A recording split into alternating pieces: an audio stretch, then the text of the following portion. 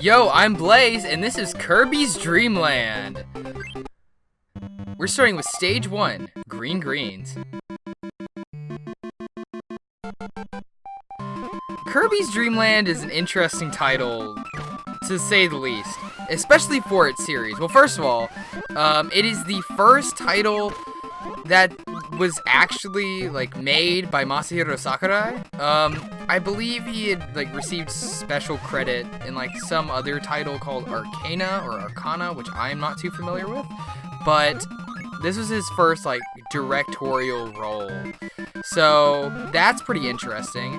What's also interesting is Kirby doesn't have a copy ability in this game, even though that's the defining trait of the entire series. Yeah, your main and really only form of attack in this title is inhaling and spitting out. So it's definitely very unorthodox as a platformer, to say the least. Now that isn't a bad thing. We're actually already at the first mid-boss, Poppy Bros Sr., or Poppy Brothers Sr. I don't know what the correct pronunciation is. Please don't hurt me. Anyway, but yeah, no. Sucking up and spitting out is the only mode of attack you have in this game. Even so, the game is pretty easy. In fact, it's almost hilariously easy. Though that is intentional. The game was designed to sort of be an introductory title for beginner gamers. So it's meant to be very easy, and that trend has carried on throughout the entirety of the Kirby series. There's never been a particularly challenging Kirby game, as far as I know anyway. I don't think they're very hard. But then again, that isn't a bad thing. Games don't have to be tough as nails to be fun, and Kirby certainly proves that. Seeing Kirby inhale things that are far larger than him is always interesting. I think it's hilarious, but I don't know if that just makes me simple, but I don't know. Anyway, to really drive home the fact that this game's super easy, it's a platformer in which you have infinite jumps. Kirby can just hover forever. There's no limit to it. It's kind of crazy. And hovering actually gives you a puff of air you can spit out as an attack, so you don't even have to inhale something beforehand. And we're already to the first boss, and I wasn't even done with my, my whole introductory speech thing that I tend to do at the beginning of every Let's Play, because I just feel like I need to talk, and I feel the need to act like I'm smarter than everyone else, I guess. Not really, but anyway, this is Wispy Woods. If you played Smash Bros., you're probably familiar with this fellow. But then again, that's another Sakurai game, so I guess that would make sense that he would be in there. Not really. That actually didn't make any sense whatsoever. I think I should probably shut up now. But I won't, because I just talk incessantly regardless. We're on to Stage 4, Castle Lolo. Castle Lolo is pretty interesting, not just as a level in general, but because, well, we'll talk about it when we get to it. This is a microphone.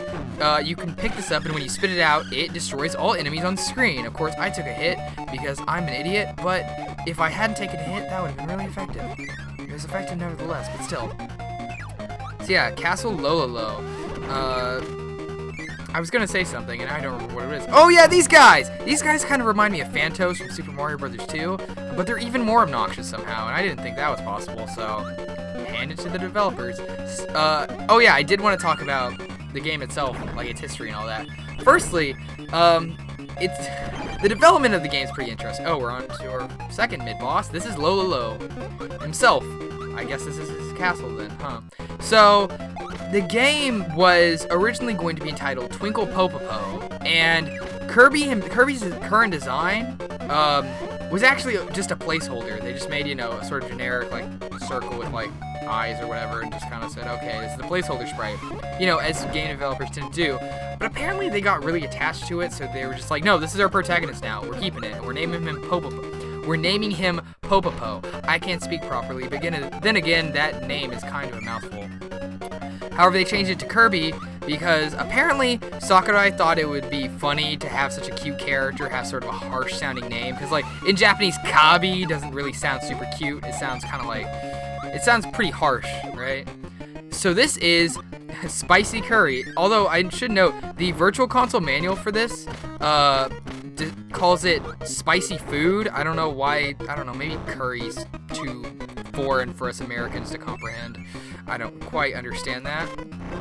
But it basically allows you to spit fireballs indefinitely until it runs out. I don't know what the deal is with Nintendo and giving its protagonists fireball power-ups, but it's a recurring theme. So this is a bit of a maze area, and luckily for me, I don't remember how to get through it, so let's just try to figure it out. These spiky enemies, these are called Gordos, and these are a mainstay within the series. It's important to note that you can't inhale them or damage them. They're just kind of there, and they're gonna get in your way, regardless of what you want. This is the thing I went through. Why am I even trying to get in here? What am I doing? I don't know. Anyway. Wait, did I check this? No, I didn't. Okay, cool. So we're on our merry little way. So yeah, even though this game is really easy, I actually do quite like it. Oh, here we are, second boss. This is Lolo and Lolo, and I took a hit because I'm a moron. So you can actually just take hits and pretty much clear this boss pretty easily, but if you want to be smart about it, then you can just play it super cautiously and just avoid them whenever you can as well. So there are multiple ways to play this boss fight, depending on whatever you prefer. If you're going to try to be safe, I'd say stick to the middle area. It's easy to escape from, unless you're an idiot and you try to inhale nothing and end up doing what I'm doing right now. I don't know why I keep doing that. I'm just a fool, I suppose. But yeah, also, okay, so the reason I was saying this area is interesting is because Lolo and Lolo actually appeared in another game by the same developer, HAL Laboratory. I believe it's called Eggerland or something like that. That sounds, I'm not too familiar with the title, admittedly. As per usual, I intend to do a bonus. Wow. I'm really embarrassed about that, because this game's super easy, and I can beat it without dying, and like, I don't know, I just choked super hard there. I just accidentally pressed a button when I meant to do something else. That was really dumb. Wow. Jeez, I'm like really, that really upsets me, that I died on this boss fight of all places. Oh well, it's fine, it's not a big deal. Anyway, but yeah, no, these characters have actually appeared in another title all their own, so that's pretty interesting. But for all intents and purposes at this point in time, they're just Kirby characters. I don't think the Eggerland series was very long-lived, to say the least. And so Lolo has gone kaput, and it's time to take out Lolo as well, so this fight basically becomes a rehash of the mid-boss once you've taken out one of them. Oh, I took a hit anyway. Oh well, it's fine. And they're gone! Alright. Oh yeah, you might have noticed we just picked up a little star thing. I should explain the plot of the game, because yeah, this game has a plot, though admittedly not much of one. See, King DDD, the evil sucker that he is, was like, hey, I'm just gonna go down Dreamland and steal all the food and steal their sparkling stars. What are sparkling stars? Well, apparently sparkling stars are utilized to harvest food in the world of Kirby, as weird as that is. And so basically, everyone in Dreamland's gonna starve to death, and DDD's just gonna get fatter and fatter. So Kirby's gonna go and teach him a lesson, even though Kirby's an infant, as far as I'm aware. He's like, I'm gonna go beat DDD up, and so he goes on a quest to beat DDD up. Pretty simple stuff, though I would expect no more from a game as cutesy and as, you know, adorable as this one. Honestly, how much, let's be real though, how much story can you really pack into a Game Boy platformer though? I mean, it might just be ill-advised to try to shove in any more. I don't want to get screwed up by these, and I did anyway. Maybe if I wasn't terrible. Alright. Yeah, it is. I know I talked about this before, but it's weird to have a Kirby game where you just can't copy anything. That was introduced in the follow-up title, Kirby's Adventure, for the NES. And like I said, it has since become a mainstay of this year. I didn't think I was going to get hit by that, but I totally did. Wow. I wish I wasn't bad at this game. Remember I said this game's super easy? Well, it is. But you know what? Maybe if I'd not missed input every 5 seconds, I could, you know, survive.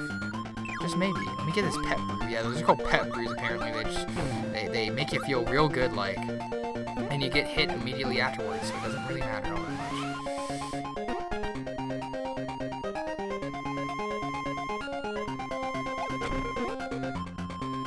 Can I fit through this without getting screwed up by the Gordo? Yes, I can. Come on, work with me here. Let me suck you up! That sounds really strange. Maybe I shouldn't word things in such a careless manner. This is a Maxim tomato. Maxim tomatoes, as the name implies, maxes out your health. They max out your health, rather. That was improper grammar. I should take more care when I speak. Really, I should. Otherwise, I'll just sound like a Neanderthal. Okay, so this is gonna be a question for the comments, even though I don't get any comments. Yo, okay, so I know it's spelled Neanderthal, right? But I hear people say Neanderthal. What's the proper pronunciation of that word? I think it's Neanderthal, but I think Neanderthal sounds really funny, and it makes it sound like you're trying to be all posh and, you know, scholarly and such, even though you just sound like you don't know what you're talking about. So I want to know, what's the truth of the matter? Let's hit this warp star and warp away to another segment of the stage. I do like how, even though this is a Game Boy game and the Game Boy is pretty like primitive hardware, I do like how they go that extra mile to try to make the game have a cinematic element to it. You can really tell, even back then, Sakurai was really trying to put all the love and care he could into his games. This is a mint leaf so that you fly forever and also shoot puffs of air forever. And this is Kabula. Kabula is just an airship. Compared to all the other enemies in the game, kind of uninspired, admittedly, but still a pretty neat fight nevertheless. So yeah, his only mode of attack is just like shoot at you, and occasionally when he starts to spin around, get out of the way because he's charging.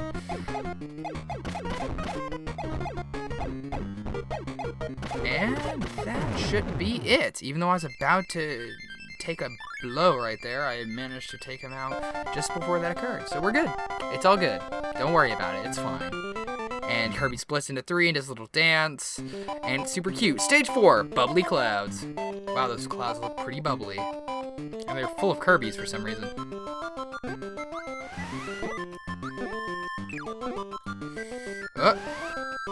Okay, so I haven't been talking a lot about the enemy names or even the enemies themselves too much in this playthrough. That's because I'm terrible at remembering Kirby names. Like, I remember a lot of the mainstays. Like, that's a Waddle Dee. The guy that just flew by is called a Brontobert. Though in this game, he's called Brontbert for some reason.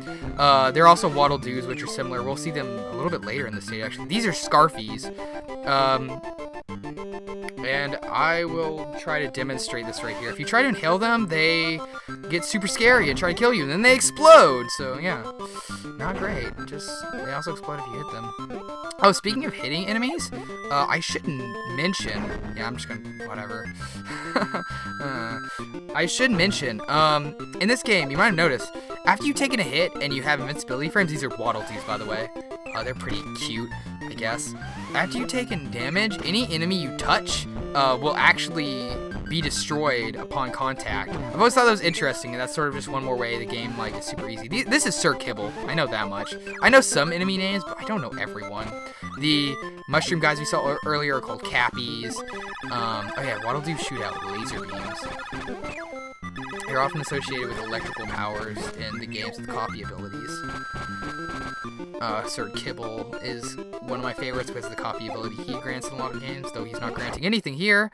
But those guys are granting death, apparently. And funnily enough, I can't think of what they're called, so whatever. We're just going to proceed. It's pretty embarrassing, but I probably actually will game over in this game, in this playthrough specifically. But that's fine, because this game, as far as I know, has infinite continues. I know you can continue anyway, and I'm pretty sure you just have infinite continues, so that's no big deal.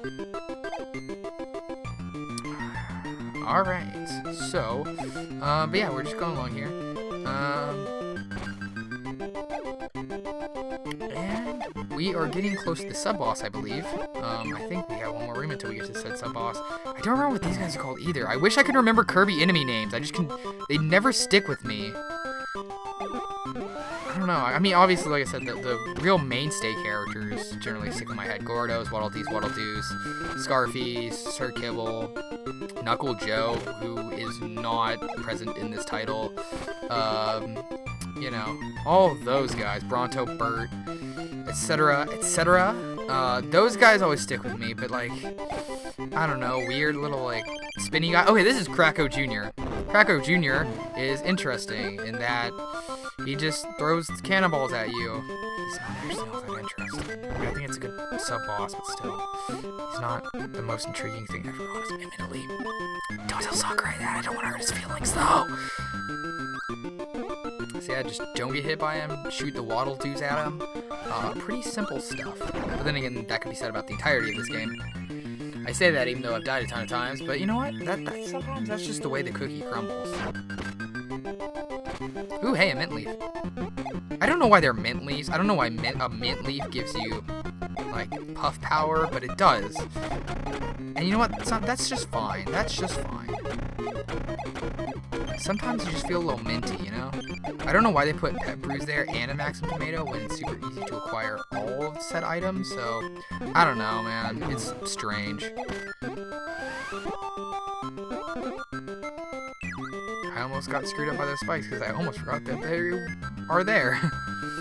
Oh well, maybe if I wasn't so careless, I could proceed carelessly, but I do need to care so that I don't get screwed up. Alright, let's go. Spicy curry. Yeah, I always think that the stars falling down can hurt me, but they can't. It just looks like they would be the kind of thing that would deal damage to you, but no, they're just for aesthetic purposes. They're just cute.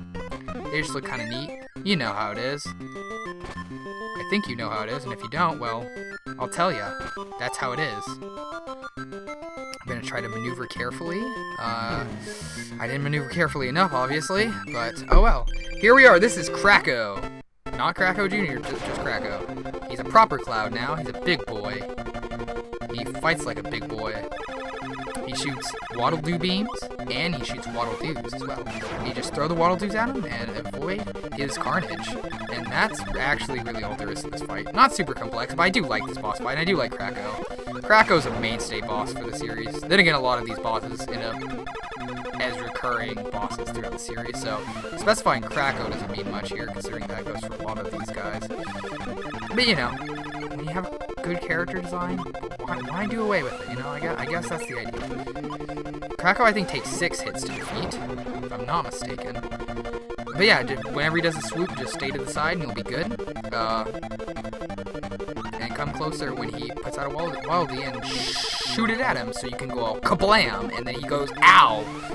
And you're like, yeah, and he's like, oh no, eyeball spin. Also, don't get hit by the Waddle Doos like me. Don't be careless like me. Don't think you're better than everyone else like me. I would like to point out, look how short Kirby's short hop is. Like, what are you gonna do with this short hop, right?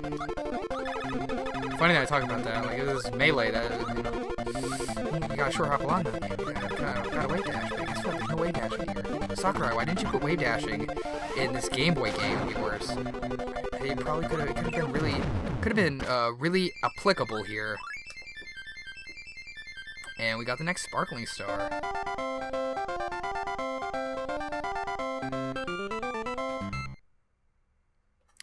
Now we're on to stage 5, Mountain DDD. So DDD's name is actually kind of weird because in Japan it's Day-to-Day, and it kind of looks like Day-to-Day to me, but it's DDD for all intents and purposes. It's definitely DDD.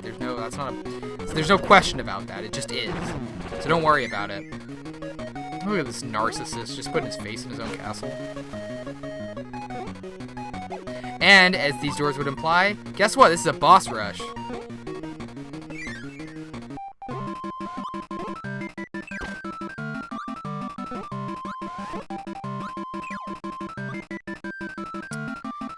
So, we've got to go through this. It's just like sort of a retrain of Green Greens, but way simpler. And for some reason, I never got this, but you got to touch the Kirby at the end of the thing to get through it.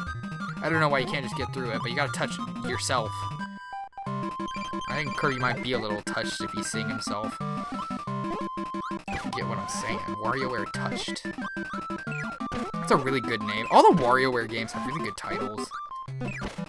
I don't know why I'm bringing that up now, but it just came to my mind. Just, you know, just something to think about, I suppose. So we got that. Next up is Lolo and La. But first we gotta do this little segment. Oh, this guy. Oh, I took that hit. And we're just gonna cheese our way through this. Touch the Kirby. Let's go. Alright. And here we are. Simple. We've done this all before. We know how to do this. Now watch me dash dance. If I can. Yeah, watch that. Look at how cool I am. Kirby top tier. Alright, come on, guys. Give me something to work with. They actually gave me something to work with earlier, and I totally passed up the opportunity to take it so I could dash dance. So I really shouldn't be complaining, admittedly. But you know what? Whatever. If I want to complain, I'm going to complain. You can't stop me. You can't tell me what to do. I mean, you can, but it doesn't mean I'll listen. It doesn't mean I'll take that into consideration. Because you know what? The commenters, they just don't know what's up. The content creator always knows what's up. He should never. In fact, if you read the comments, you're basically a tool, right? You shouldn't read comments. What are you stupid? What are you, an idiot? What are you, a fool? What are you wasting your time for? I don't know what you're wasting your time for, but you're doing it, right? You don't listen to your comments.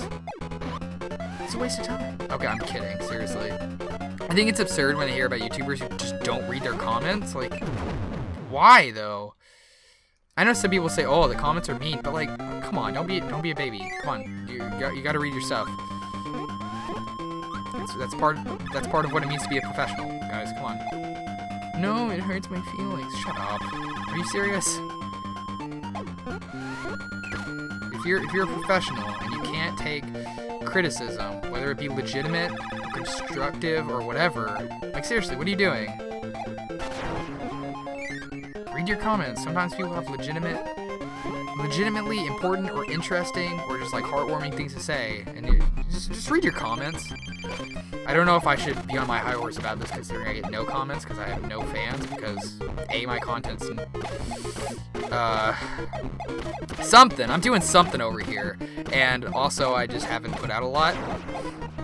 So you know what? Maybe I shouldn't be the one to talk about this, but then again, I don't know. I watch quite a bit of YouTube, so maybe I'm the perfect person to talk about it because I am a viewer of many different YouTubers. That was an awkward way to word that, but it's nevertheless true. Alright, so, yeah. You just gotta descend carefully. I say that and then I immediately take a hit, so you know what? Maybe my words just don't hold any weight whatsoever. Sir Kibble, don't you... okay, Cribble. Fine. I like how this Kirby's flying, too. That's pretty cute. I have 2 hits, so I'm not worried about Kracko, but I am worried about the boss fight following Kracko. I'm really hoping I'm not going to game over, but we'll see how this goes. Also, not only does Kirby not have a copy ability, but he also doesn't have a slide, and more importantly, he doesn't have a dash in this game, and that always throws me off. Because, you know, like, that seems like something that just seems like such a... It feels like a Mario game without running. You know, like Donkey Kong. Or the original Mario Brothers, for that matter. So it just feels weird not having a dash in Kirby. I don't know. Because Kirby just kind of like plods along at a comfortable pace, and it looks like he should be able to kick it up a notch, but he can't. He just can't. You know, he's just feeling it. Why should he go any faster? He doesn't need to. It's not necessary. He's just sandbagging the whole time. It's fine. He's just sleeping on him. Sleeping on DDD's army. That's it. Sometimes he literally sleeps when he gets the sleep ability, but you know what? That's fine. Kirby can do whatever he wants. Kirby will do whatever he wants. I don't know why I'm saying that he can. He's gonna do it regardless. Kirby's very much a primal creature. But you know what? That's not necessarily a bad thing. Sometimes you should live based upon your own instincts. Let's go! Versus King DDD, the final boss. Man, he's got a big mouth. Alright, so yeah, this boss fight's a bit tricky. He takes like 10 hits. He's a big boy, right? I think it's really interesting because a lot of the stuff that he does in this boss fight was directly carried over into his playstyle in Super Smash Bros. Brawl and Super Smash Bros. For Nintendo 3DS and Wii U. So like, DD is one of the most faithful to the source material characters in those games. And I actually played this after I played Brawl for the first time, so it was really interesting seeing, oh, that's where that's from. Yeah, that's one of the things I really like about Smash Brothers, but honestly, I probably shouldn't be talking too much about Smash Brothers, because that's for another time. I did not get that, and I just took a hit. If I wasn't so careless, I might have not died just there, but I died just there, so that's not good. But we get one more shot, and we have full health, so it's okay, and that's really handy. Each of the bosses in this area, in this boss rush, count as a checkpoint, so even if you die, you can just restart. You don't have to restart from the beginning. You only have to restart from the beginning if you get a game over, so that's pretty nice. That's really nice, all things considered. Alright. So yeah, when he either smashes the ground after doing a big jump, or he smashes the ground with his hammer, you're gonna want to inhale the stars that result from those attacks and spit them back out at him. Those are really your only modes of attack here. Now, if you're in the air, when he does the hammer, when he like goes for the hammer attack, he may try to jump up in the air and like anti-air you, so you want to be careful about that. Also, if he does so, there will be no star for you to inhale then. So yeah, do with that what you will. So yeah, this fight's not hard, it's just long. Don't take that out of context, though I know people certainly will. You know, that's one of the perks of being like a no-name YouTuber is you can say whatever you want and people won't take those sound clips and put them into other things out of context because no one knows.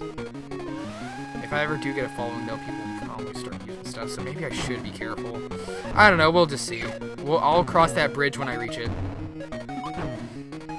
DDD and I are kind of neck and neck right now, but we'll see.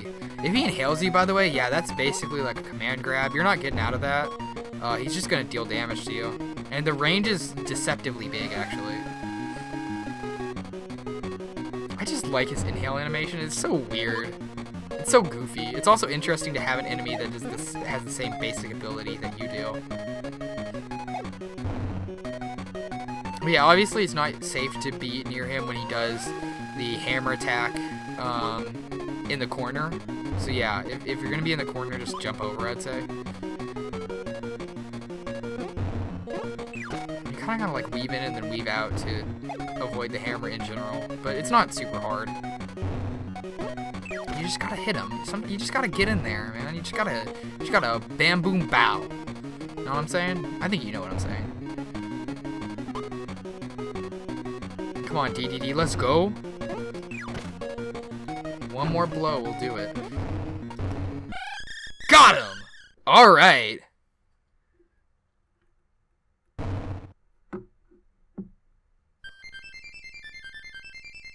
And we collected the final Sparkle Star.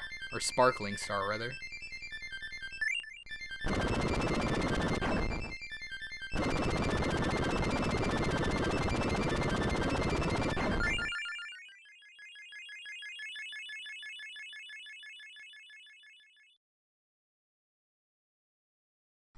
The credits. Director, Chief Designer, Masa Sakurai. Chief Programmer, Kyohei Miyabi. Programmer, Sunday Rain. GDV Programmer, Mami Preko. GDV Programmer, Tetsuya Notoya. Designer, Mogami Kurand. Sound Composer, Jun Ishikawa. Special thanks, Bubby. Special thanks, Cypher. Supervisor, Bo Nakajima. Producer, Makoto Kanai. And so many players. Kirby's Dreamland presented by HAL Laboratory Incorporated and Nintendo. Thank you for playing.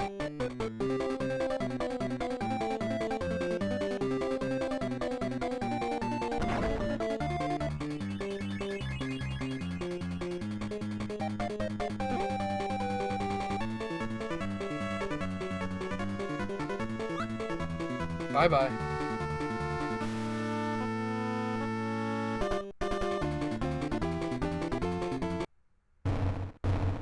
Good job. Press up, A, and select on the title screen to start a new adventure.